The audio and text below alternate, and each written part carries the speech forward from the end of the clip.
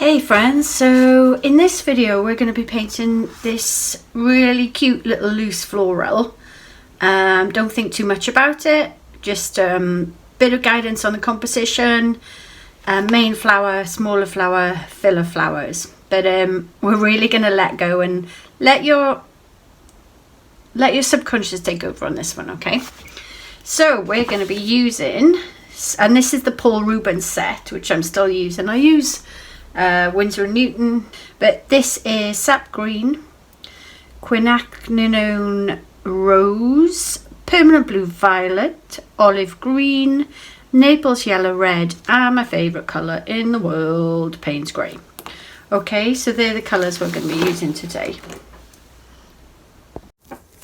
Hey friends, welcome back. So do you know one of the biggest fears that people carry into painting, and what I see in my students every day, is that question of what if it's rubbish?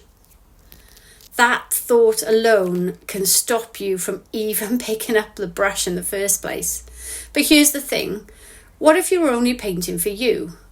Or you were only painting to get sucked into the process itself, to allow that release of stress, that release of anxiety, that space to create? Then that removes judgment straight away. And let me tell you a little secret. You don't have to share your art with anyone if you don't want to. Your art can just be for you. If it brings you joy every time you look at it and you feel proud, that's enough. Judgment, you know, a little thing about judgment, it has a sneaky way of shutting down creativity before it even has a chance to be let loose. And watercolours invite us to approach things a little bit differently. They're fluid, unpredictable, and often they surprise you. A painting might not look the way you imagined, but it doesn't matter at all. It just makes it honest and it makes it yours. It shows you what happened in that moment with the colours and on that page. And when you let go of the judgment of what if it's rubbish, painting becomes less about proving yourself and more about experiencing. You start to notice the texture when you're painting. You start to notice the pigments move in the water, the calm of slowing down, and the positive effect it has on your mind.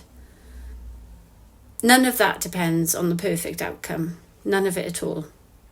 So the next time that shows up, and if it shows up when we're painting together today, that question of what if it turns out rubbish? Try turning it around and say, what if you just enjoy doing it? Okay, let's paint.